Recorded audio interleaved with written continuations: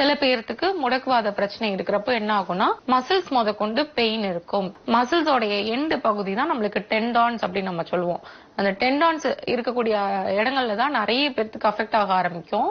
சில பேருக்கு கொஞ்சம் எக்ஸ்டெண்ட் ஆகி வந்துச்சு அப்படின்னா மசில்ஸ் வரைக்கும் கூட நம்மளுக்கு அஃபெக்ட் ஆக ஆரம்பிக்கும். அந்த பெயின் நம்மளுக்கு ரேடியேட் ஆகும். அப்ப தொட கை கால்ல நம்மளுக்கு கல்லு மாதிரி நம்மளுக்கு இருக்க மாதிரி இருக்கும். அந்த வஜ்ர உடம்பு மாதிரி சொல்லுவோம் பாத்தீங்களா, அது மாதிரி சில பேர்த்துக்கு இருக்கும். ஒத்தனம் கொடுக்கணும். ஒத்தனம் கொடுத்து அந்த சதையோடைய கன்ட்ராக்ஷன் ரிலாக்ஸேஷன் நம்ம நல்லா வர வைக்கணும். சுருங்கி விரிகிற தன்மை நம்மளுக்கு ஏற்பட்டது, மசில்ஸ்க்கு ஏற்பட்டது அப்படின்னா அந்த கல்லு மாதிரி கணத்துக்கிட்டு இருக்கிறது நம்மளுக்கு ஃபுல்லா நம்மளுக்கு சரியாக ஆரம்பிக்கும். ரத்தம் கட்டின மாதிரி ஒரு சில பேர்த்துக்கு இருக்கும். ஒரு சில பேர்த்துக்கு மசில்ஸ் சுருங்கி விரிகிற தன்மை இழந்து போயிடுச்சு அப்படின்னா கல்லு மாதிரி கணத்துக்கிட்டு இருக்கும். அது கண்டிப்பா நம்ம நல்லா ஃபெர்மெண்டேஷன் கொடுத்து தான் நம்ம ரெடியூஸ் பண்ணி கொண்டு வர முடியும். ஒட்டடம் நம்ம எதனால எடுத்துக்கலாம். ஒண்ணு நம்ம நொச்சியில எடுத்துக்கலாம், அப்படி இல்லாட்டி ஆமணக்கில எடுத்துக்கலாம், இல்ல வேப்பையில எடுத்துக்கலாம், அப்படி இல்லாட்டி வாதநாராயண இலை, தழுதாலை இலை, இல்ல வேலிப்பருத்தி இலை, ஊமத்தை இலை, இது மாதிரி எதுனாலும் ஒரு இலைகள் எடுத்து நம்ம நல்லா ஒட்டடம் மாதிரி கொடுத்துட்டு வரலாம். அப்படி இல்லாட்டி அரிசி தவிடு, ஊமி இது மாதிரி ஏதாவது ஒண்ணு எடுத்து கூட நீங்க ஒத்தடம் மாதிரி நீங்க கொடுத்துட்டு வரலாம்.